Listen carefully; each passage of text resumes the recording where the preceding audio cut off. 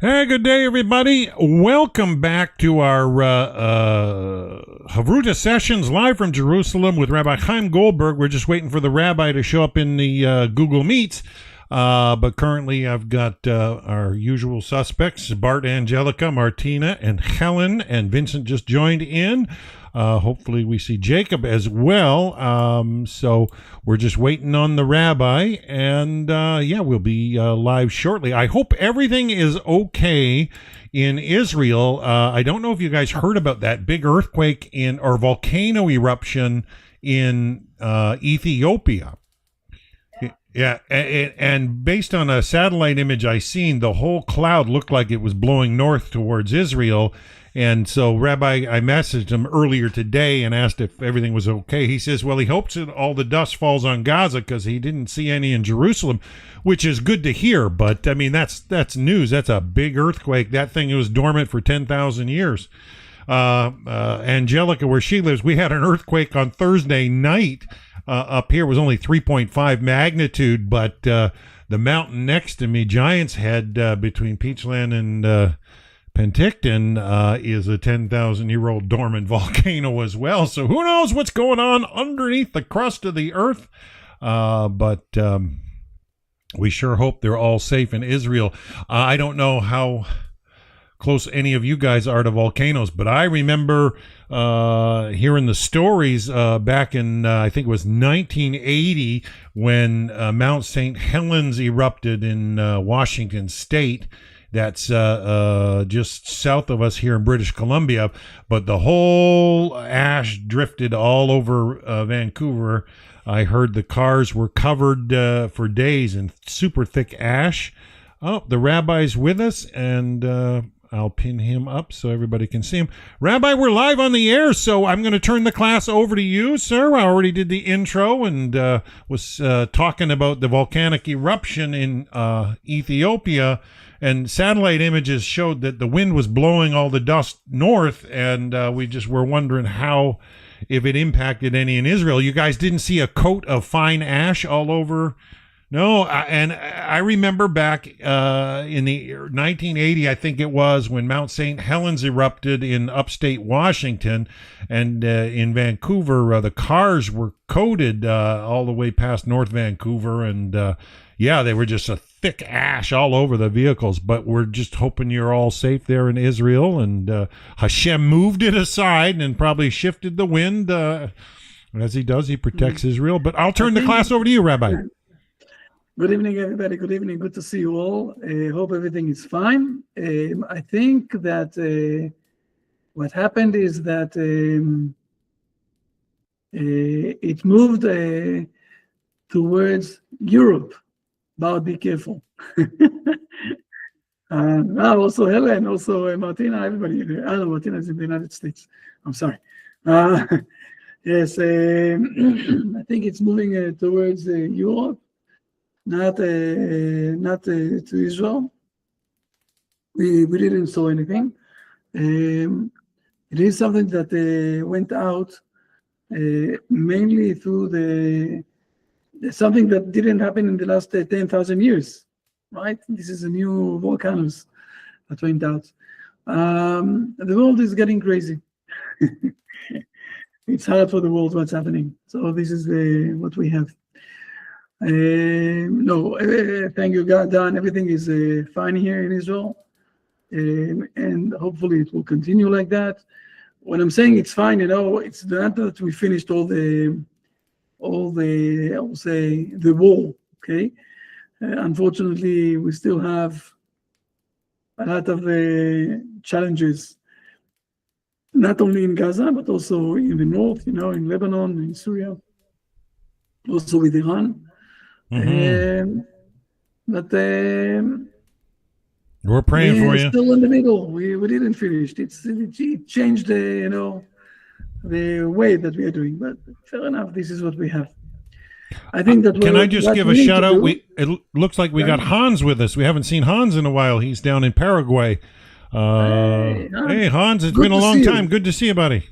He doesn't have his camera or his mic on. You can't see it, but it's okay. Yeah, Chaim, glad to be back. Greetings to all of you. Hi, Hans. Good to see you. Good to hear you. Yes. Excellent. Oh, now I can see you. Fair enough.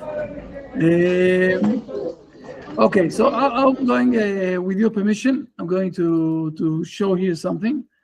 I will say it's the structure of the world. Okay, are you with me? I'm going to show you the structure of the world according to the Torah. Now, I will start.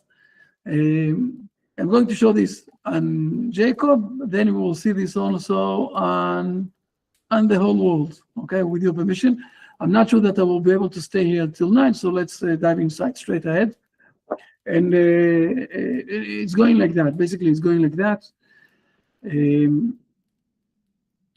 The world, since we started to acknowledge ourselves, and especially in the age, in the era of the great philosophers in Greeks, okay, we're speaking about something like 600 years before the counting started, okay, what we call before the BC. Before the counting started, we have the first philosopher, it was Thales, and since then, the philosophers have main 2 questions, I will say, from where we came, and the second question is where we're going to. Now, the philosophers saw that we are all dying at the end. Everybody knows that this is the only certainty that we have here. The only certainty that we have in this world is that we're all dying. Except for this certainty, everything else is being questioned. And we don't really have answers always. And sometimes we have answers, and after 2, 3, 4, 5 generations, we're changing the answers. It's also good. But the main question is from where we came and where we're going to. Suddenly someone is popping up here, he's a kid, he's going out from his mother's womb. And then one day he's vanishing here, okay? He's not continuing here.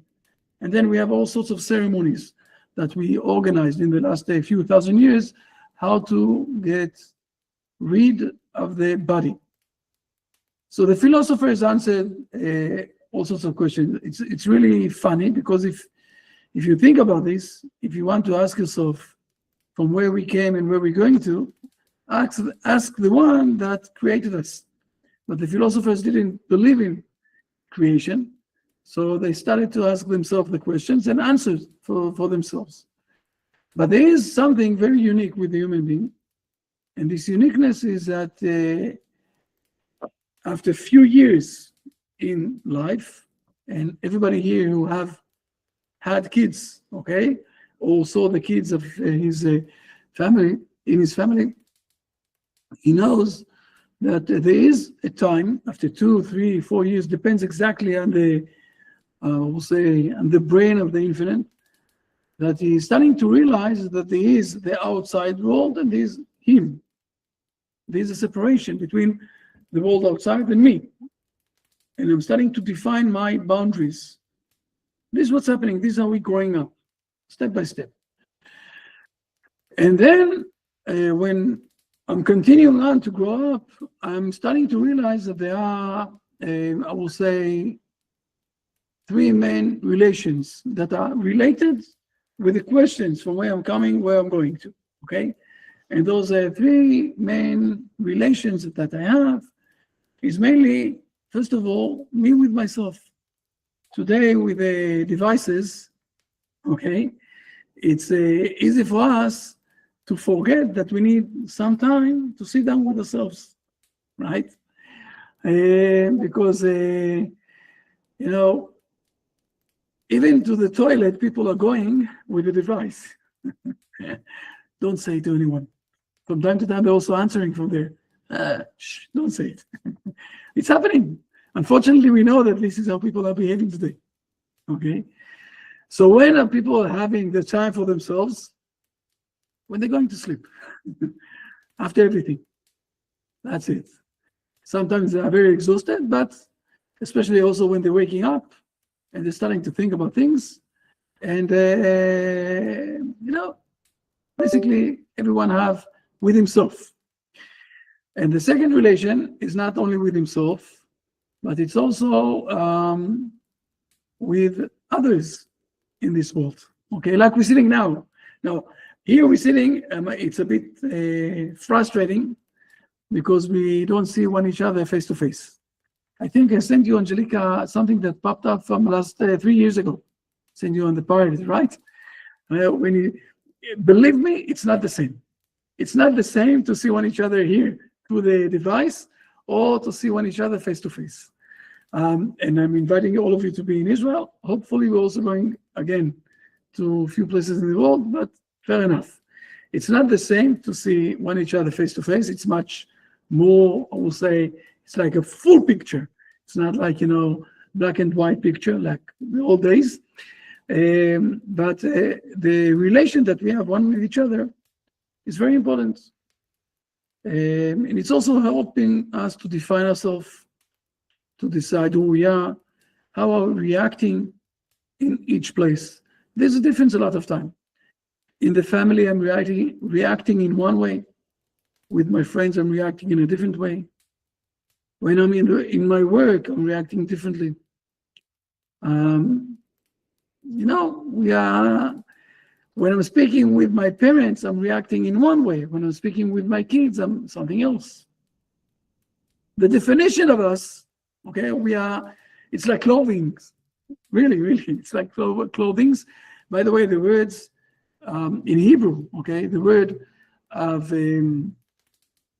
behaving and clothing, it's going together. It's the same word, okay? I can show you this in the Bible. Just a moment. Let me share the Bible for a moment. I will show you something that you will be amazed.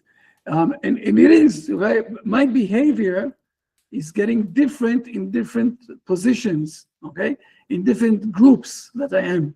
If it's a group in my league, is one thing. If it's a group that I'm controlling, is another thing. If it's a group that I'm part of the students and someone else is above us, so it's a different behavior. In each place, we are behaving differently, like the clothing that we are wearing in a different way in each place, okay? Just a moment, I will show you this in, where is it? Here it is. In just a moment. I think it's here.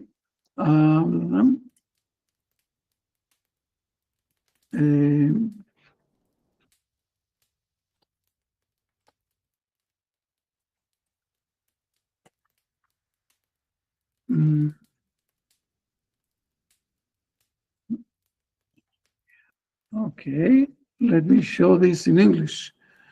How do I find it in English? In a moment, I'll find it in English and I will show it to you. Yes, this is it.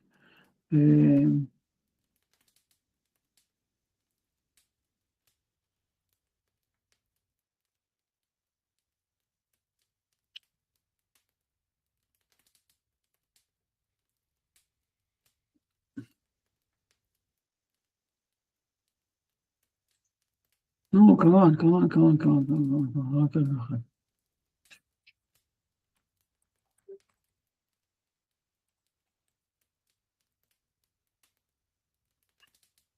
Here it is. Here it is. I found it. Let me share the screen for a moment, and then you will see it also with me. Where are all of you? We went. I'm still learning also this. It is in Leviticus. Okay, chapter 6. You see this? You see it with me? As you can see my. Yeah, we see it now, Rabbi. Leviticus chapter 6. So on verse number 3, okay. Do you want me to read it? Read the verse number 3, and then I will show it in Hebrew. And the Cohen shall don his tunic, and he shall don his linen trousers on his flesh, and he shall lift out the ashes into which the fire has consumed the burnt offering upon the altar, and put them down next to the altar. So here in English it says that basically you need to get dressed. I will say it like that. But in the Hebrew language, it's the same word of my behavior, okay? Mido bad.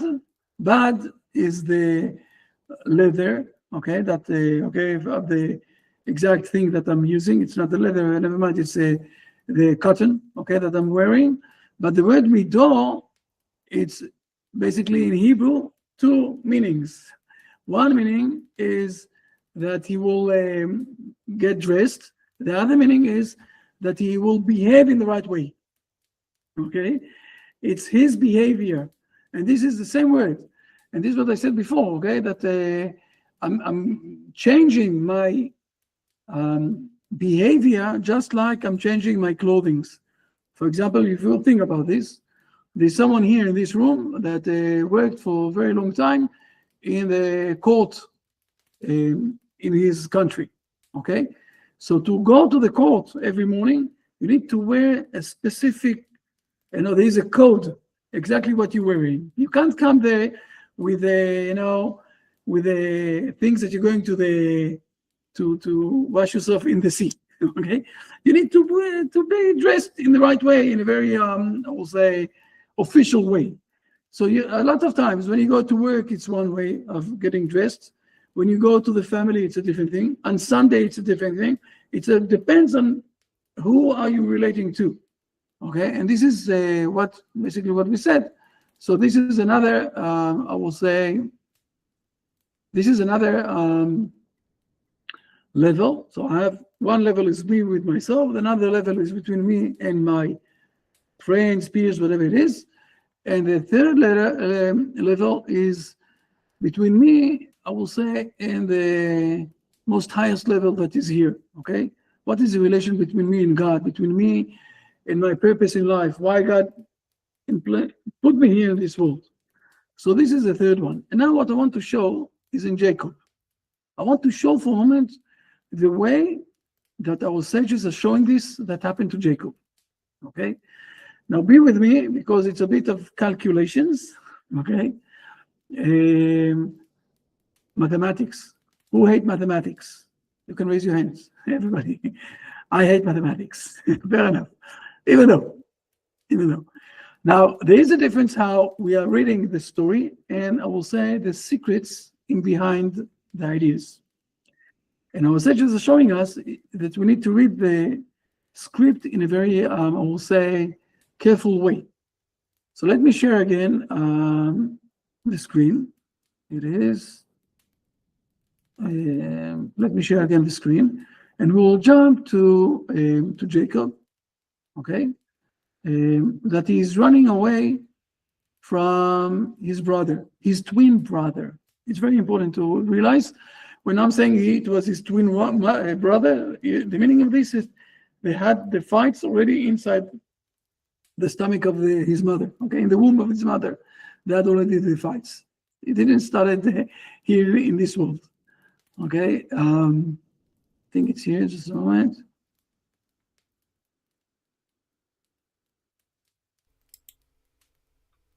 Okay, yes, it is. I want to show, we have here the story that Isaac and Rebecca are sending Jacob outside. Rebecca is sending him because she's afraid that he's going to get killed by his brother, okay? And on the other side, Isaac is sending him to get a wife for himself. But let's see Rashi for a moment because it's very important, this Rashi. It's a long one, but the most important here, you can read it after that. Dan is done. Please read it now. I will show you from where Verse to where. 9. But just a moment. Read it. I will say briefly. Let's not go inside too much to this. After that, if you want. Okay, I'll read the verse first. The verse 9. Sorry. Oh, backing up a little. So Yes, Esau yes, went to Ishmael, and he took Mahalath, the daughter of Ishmael, the son of Abraham, the sister of Nebaioth, in addition to his other wives as wife. The sisters of Nebaioth, since it says the daughter of Ishmael, do I not know that she was the sister of Nebaioth? But this teaches us that Ishmael died after he had betrothed her to Esau before her marriage, and her brother Nebaioth gave her hand in marriage. This also teaches us that Jacob was 63 years old at that time, for Ishmael was 74 years old when Jacob was born. Ishmael was 14 years older than Isaac, and Isaac was 60 years old when they were born. Hence, Ishmael was 74. He lived 137 years, as it is stated above in 27 verse 15. And these are the years of the life of Ishmael, etc. Consequently, Jacob was 63 at Ishmael's death. We learn from here that he hid for 14 years in the house of Eber and afterwards went to Haran. Interesting. This can be deduced. This is enough for us, okay? And then, again, if you want, you can go to this Rashi. Rashi is very important. He's doing a lot of calculations. Again, when you read the Bible without Rashi, you can't see it, okay? You need to start to think exactly about when, where, how, and whatever it is. But what we learn here is that Jacob went for 14 years. He hidden himself in the Beit Midrash, okay, in the learning, in the study place of Shem and Abel. I will tell you here that the main idea of Shem, the son of Noah, is between man and God, and the main principle that Abel is teaching is between man and his fellow man. I won't go inside to this too much now, just I'm telling you that you will know. Jacob, but what mainly Jacob did, and he's doing something very important. Before he is going outside to the world, he is going to sleep. He's not sleeping because he is learning all the time, okay? With the prophets in his age, in his era, okay, in his time, Shem and Abel. He is going and building up himself. First of all, the first step that he's doing is building up himself. After that, he will go outside. I think we've learned it once, but I will show you. Okay, you will see it. Verse number 9, you can see it inside. Everything is fine. After that, I'm closing Rashi for a moment because we're going to go to a very interesting way that he is. The next step that he is going away. He is going towards Laban, his uncle.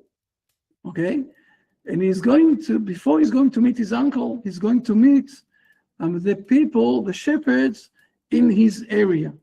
So we need to jump for a moment, another chapter, and let's read it in the way that our sages are reading it, not in the way that it's written down. Again, it was given to us in the Hebrew language. So let's read it for a moment. Let's read from verse 1 to verse 6, please. All right, and this is Genesis chapter 29? Yes. Okay, verse 1. Now Jacob lifted his feet and went to the land of the people of the east. And he looked, and behold, a well in the field. And behold, 3 flocks of sheep lying beside it, because from that well they would water the flocks. And a huge rock was upon the mouth of the well. And all the flocks would gather there, and they would roll the rock off the mouth of the well and water the sheep. And then they would return the rock onto the mouth of the well to its place. And Jacob said to them, My brothers, where are you from? And they said, We are from Haran. Scroll down here. And he said to them, Do you know Laban, the son of Nahor? And they said, We know him. And he said to them, Are things going well with him? And they said, Things are going well. And behold, his daughter Rachel is coming with sheep. Okay, well, let's understand what's happening here and what exactly the conversation here, because the Torah is not speaking to us, what happened. It's not a journalist that is teaching us. There's very profound understanding here when Jacob is going outside to start to meet others. First of all, we have how many folks do we have there? We have 3. With Jacob, how much is it? 4, right? Jacob doesn't have any folks here, anything else, but he is going to, I will say, to get connected with his family who have folks. So there will be 4 there, right? And then he's going to build up for his family, for himself, first of all for Laban, and then for himself. Okay, this is a story that we know. So we have 4. How many? We need to jump for a moment to Genesis. How many exactly? I'm going to Genesis chapter 2 with your permission, okay? And you tell me How many rivers do we have? Do you remember how many rivers do we have there?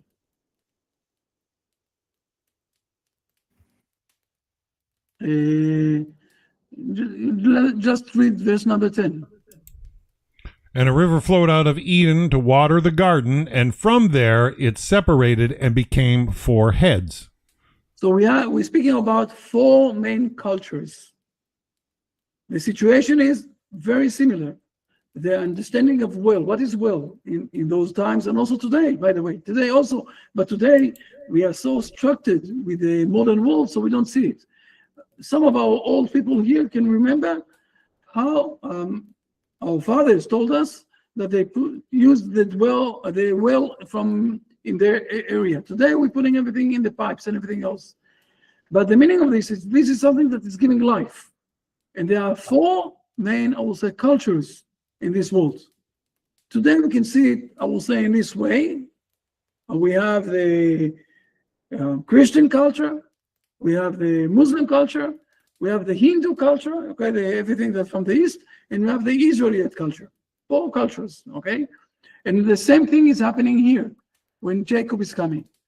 Okay, so now he is asking them, from where are you? Remember the one of the main questions that we have always? Where are you from? But in Hebrew, it's much more sharp, this question, because when you say from Me'ain. Me'ain is from the nothing. Okay? That God, it's basically, he's asking here, do you remember that all of us are coming from God? He's hinting them. This is in Hebrew, it's the same word, okay? We are all coming from God, or in different words, I will say it. All of us have image of God inside us. So we are equal, all of us. And what are they answering him? They're saying to him, we are from Haran. What is Haran in Hebrew? We are from the place where God is very against us. We are coming from the against of God. In Hebrew, the word Haran it's from when someone is very angry. So we're saying that he have a Haron af. It's the same word. So they're answering him, why are you saying this nonsense that we all have image of God and God loves us? No. We're coming from this of God to us from him. He doesn't want us at all. And this is what he's asking them, but there is also this family, the family that I'm coming from. Okay, Nahor, that is coming also from Eber. Do you know him? And now in Hebrew it says, Shalom lo. You know what's Shalom? It's a peace. It's not written down here, right? Is he well with him? Everything is well with him. No. The translation is not 100% good. Everything is a peace with him. He's managing to teach you peace, to live one with each other. You know why all of them waited and didn't took out from the well? Because each one of them was sure that if they will take from the well by himself, he will steal from others. This is what Rashi is saying here. Okay, the Midrash is saying here. They don't trust one each other. And Jacob is coming here and trying to teach them that they need to trust one each other. And they're saying to him, we don't trust one each other. We're not on the same level. You're saying to us that we are all from the same level, we all came from God. No, not at all. And this is the second stage, I will say it like that. So if the first stage of Jacob was to build up himself for 14 years, not one day, not coincidentally, when he's going to sleep, he moved aside all the devices. Or when he woke up, he moved aside all the devices. Okay? But he did it for 14 years. It was inside this place. Okay? So on the same, I would say, same level, whatever it is, the second stage, he's going outside and he's trying to find who are the peers in this world that he can get related with. And he's not managing. Or at this point of time, they're laughing at him, whatever it is. I can show it the continuous. It says here that Jacob kissed Rachel and he raised his voice and wept. So our sages are saying that all the shepherds there started to laugh at him. But the meaning of this, again, it's a lot of ideas inside here that they didn't accept him. Okay, you can see it also after that in the next coming 2 chapters that they also his family of Laban is not accepting him, and this is why he's going back to Israel, to his homeland. So this is the second thing. But now let's go to the next level. What will be the next level of Jacob? The next level of Jacob will be, and we all know that nothing here is new. We are in chapter 29. So we need no. It's chapter 31, I think it is. When this is where they're against him. His family is against him. First of all, you know what? You can read the first 4 verses at the beginning, please, Dan. Okay, and we're in Genesis chapter 32? Yes. Okay, Genesis 32, verses 1 to 4. And Laban arose early in the morning and kissed his sons and daughters and blessed them, and Laban went to return to his place. And Jacob went on his way, and angels of God met him. And Jacob said when he saw them, "This is the camp of God," and he named the place Mahanaim. Jacob sent angels ahead of him to his brother Esau, to the land of Seir, the field of Edom. So we're starting to see that Jacob is starting to discuss, or to have, I will say, to go to the level between him and God. It starts with the angels, but it will continue. It will come to, I will say, to the most highest level in the fight that he will have. Now we need to learn this fight. It's not so easy to understand this fight. He's also praying here. Maybe I will speak about this next week. I don't know. It depends because of the time. But now I will show it here. Just a moment. Here it is. Let's read from verse number 25 till verse number 29, please. 25. And Jacob was left alone, and a man wrestled with him until the break of dawn. When he saw that he could not prevail against him, he touched the socket of his hip, and the socket of Jacob's hip became dislocated as he wrestled with him. And he, the angel, said, "Let me go, for dawn is breaking." But he, Jacob, said, "I will not let you go unless you have blessed me." So he said to him, "What is your name?" And he said, "Jacob." And he said, "Your name shall no longer be called Jacob, but Israel, because you have commanding power with an angel of God and with men, and you have prevailed." So we're speaking here about, we need to understand exactly what's happening here, but mainly Jacob is wrestling with this angel, but the angel is saying that you did wrestling and you managed to defeat, in Hebrew it is not only with the angels, but also with God. So here they added something in the English translation. But in the Hebrew Bible, it's not being those 3 words. Commanding power with God and with men. So here they also said the meaning of God, the meaning is the angels. But we need to understand that it's more than that, because when the angel is moving his name from Jacob to Israel, the word Israel in the Hebrew is contained from 2 words. The song of God. Shir El. Okay, this is already the purpose of Jacob. This is the purpose of life. We're going to the next level. So Jacob here, he starts with building up himself. He's continuing with a relation with others. And he's finalizing with the purpose of life. He is starting from where he came. He is learning with himself from where he came. He is continuing in this world how to behave, how to have the right relationship with others. And he is finalizing, with the purpose of life. Now this, I will say, let me stop the share for a moment so we'll be able to see all of you.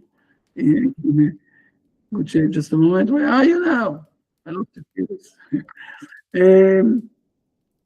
This is, I will say, the structure not only of Jacob, because if you're going now, and I'm not going to open all of the notes, but try to remember. Okay, Adam and Eve. In the beginning, they were in the Garden of Eden. What is the meaning of Garden of Eden? It's like the womb. We had no problems, not with food, not with clothing. Where don't we have any problems with those things? Inside the wombs of our mother. We to say thank you to the women right here in this class, they're all holding those things. This is the beginning. And in this beginning, they did a mistake there, okay? Fair enough. But at the end, I will say it's the beginning of going outside. And then when I'm going outside to the world, what happened is that there was a big fight between the two brothers, Cain and Abel. And after that, it was with all of the brothers alongside Genesis book. So the main question was, do we know how to treat one each other in the right way? And it's, I will say, it's continuing with the 10 commandments that God is giving us in Mount Sinai. And the end will be, everybody will know the knowledge of God. What we're starting to do here in this, also in those rooms that we're doing, okay, in those meetings. But this is what the prophets are promising us, that at the end, everybody will have the knowledge of God. And this is what we need to do. This is our mission. And the knowledge of God, the meaning of this is to get connected with our purpose, my purpose, your purpose, everyone, all of us together. And this is the structure of the world. And if I will go one step ahead, I will show for a moment the structure of the 7 laws of Noah. Before that, Rabbi, we can hear you twice. Rabbi, we can hear you twice. So if you hear me twice, so I'm asking everybody, except me and except Dan, to close the microphone, please. Everybody close the microphone, and then it will be easier. Okay. If I'm going to the 7 laws of Noah. Now, again, the 7 laws of Noah, it's the beginning, because we have much more than that. But let's go to the basic. Before that, I will say one more point. I also hear myself twice. I will say one more point. People are a bit mistaken in the relation between husband and wife and husband is not between man and his fellow man, it's between man and himself. And it's also being clear in the verse. This time, this is a flesh of my flesh, a bone of my bone. I will call her Chava, my wife, because she's part of me. This is what the verse is saying. Fair enough. So let's jump for a moment and we'll see the 7 laws of Noah, okay? Let me find it. Here it is. Can you see it? You can see it? Let me do the slideshow. Loud and clear. Very nice. Nice picture. We said that we have 3 relations, okay? Between man and God, man and his friends, and man with himself. And if we will continue on, we will see that the first 3 commandments is knowledge of God, or not blaspheme God, but we say in a positive way, the knowledge of God, okay? Preserving of human life, okay? Don't kill. This is between man and himself and his friends. And the third one is related between man and his family, is how to behave right with himself, to build up himself. הרב, אני באמצע שיעור לבני נוח, אני אחזור לך עוד מעט, בסדר? But if we will continue on, and we'll see the next part of the 3, the next 3, we'll see that it's continuing in the same level, okay? Blessing God or not cursing God. It's related between men and God. And the laws against robbery is between man and his friends, and eating limb, not allowed to eat limb from a live animal, is basically the basic thing of my behavior. The first step of me trying to control myself is through stopping and not, when I'm hungry, I'm eating. I'm cutting the leg of the animal, I'm eating anything. You know, wait a minute, wait a minute, that the animal will die, and then eat from him. And the seventh law is a judicial system that is organizing and organizing that everything will be in its right place. And we have here the system between those three things: man with the world, man with God, and man with himself. And it's also related with the history, with nature, and with the inside knowledge that people have with themselves. The judge is with the Bible. So we have a structure that I'm calling it the structure of the world. And it's happening with now, let me just a moment. Let me stop the share and I will see all of you together, please. Where are you now? Let's do it again. The same structure is with Jethro. It's not written down in the Bible. It is written down, but you don't know how to read it. You need to learn it and to understand it from the Hebrew perspective. The same thing is happening with the student of Moses. Who is the main student of Moses? It's Joshua. Same thing is happening with Moses. The same thing is happening with, as I said before, okay, with the world. We spoke about this with the world. Our sages are showing us in a very nice way that this is the main structure of how to build up, I will say, a complete way of how to live in the right balance. In the right balance of our things. And this is mainly the main uniqueness of the Torah. And maybe what I need to do, we need to do it next time, because, and again, another 4 or 5 minutes I need to go away, to stop. I'm sorry, this week it's a bit short than all the weeks. Maybe what I need to show you, it's how it's also inside the 10 Commandments. This structure. This is the main structure of the right balance between everything.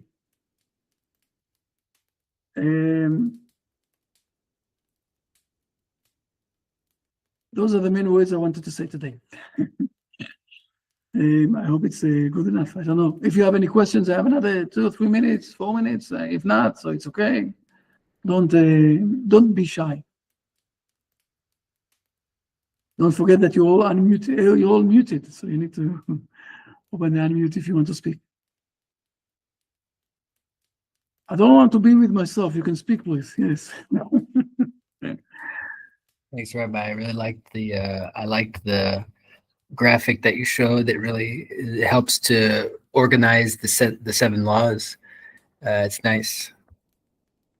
Thank you. Yes, but it's not me. The truth is that the one who explained it in this way was the Maharal from Prague. Okay, the big rabbi from Prague that had this. He's very known in Prague. He was a friend of Copernicus. Yeah, we were together. Yes, he explained this in this structure. And when you learn a bit how the Hebrew nation is expressing for everything, so you see that it's always, it's one of the way of thinking.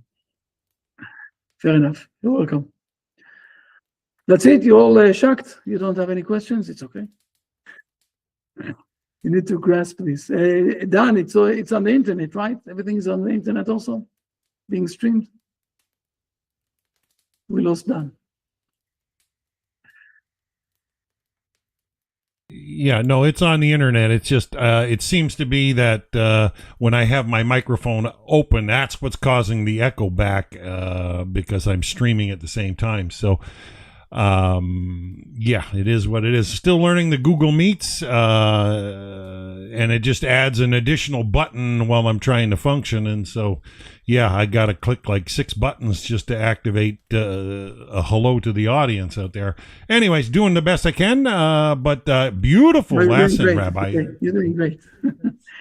Lots there. I mean, the depth of it. I mean, I've never heard the analogy that the Garden of Eden and the time through life mentioned, like the womb and out into the world, and the purpose of what we're supposed to be working towards, and making the world a better place seems hard, but it's really entangled with how we function with other people for sure. Yeah. Anybody else have any comments or questions for the rabbi? It's good to see Hans here. He was here briefly. Vincent, Jacob, Bart, Helen, Martina, Enge. You got any comments for the rabbi before we wind it down? Are we aiming for next week, Rabbi? You're going to continue yes. this? Next week, yes. Next week, yes. And then Hashem, we'll see, because it's Hanukkah, and we'll discuss it. Next week we're going to meet with the help of God.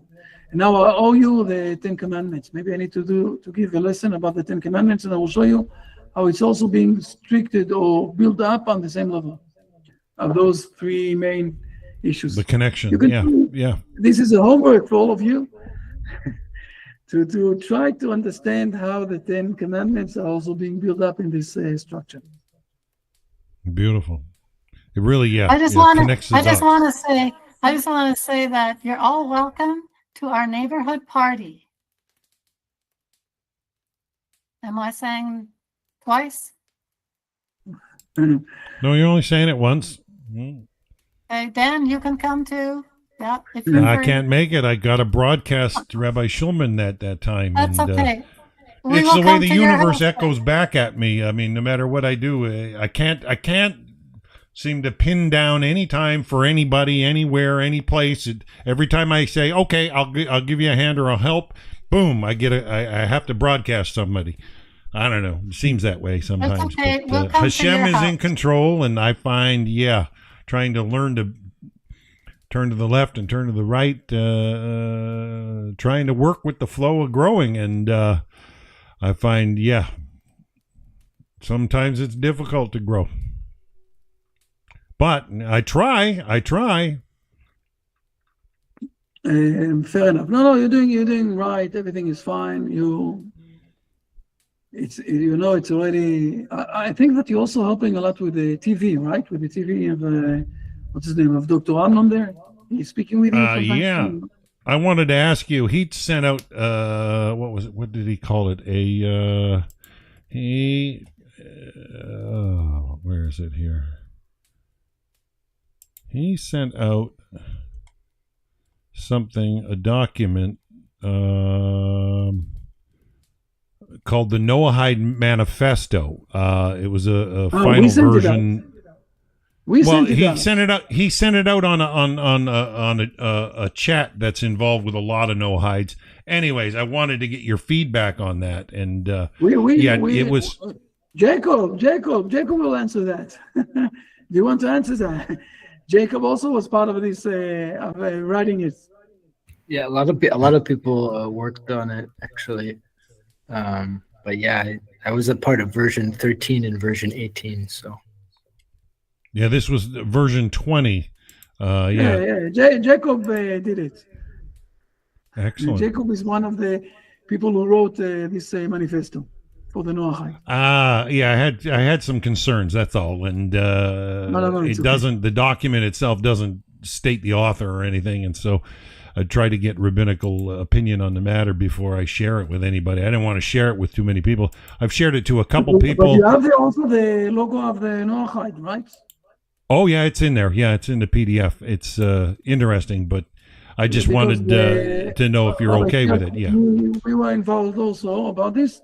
Jacob and also other people from other places of the world, with the professor that we have a very interesting guy that is retired from the Technion University, but he also did a lot of prizes. He was one of the highest professor there, and it was very important for him to do this manifesto, and he did it with the few more than few Noahide people that from all over the world. One of them was also Jacob. Very nice, and thank you very much. It's okay. You can spread it over. It's okay. Okay, yeah. So I'll share that if anybody wants have a it. great week ahead for everybody, with a lot of blessings from Jerusalem, with a lot of strength about for everything that we're passing in those days. And also you, Dan, with everybody, with everything. Thank you so much, Rabbi. So we look forward to seeing you next Sunday as well. Thank you for the wonderful. We will do another meeting. Yes. All right, so we're aiming for that. Okay, great. If anybody wants a copy of that Noahide manifesto, let me know. I'll be glad to share it with you. So I think that'll be our class for today, and we'll be back next Sunday, Hashem willing. So till then, have a wonderful, wonderful week, everybody. Bye for now.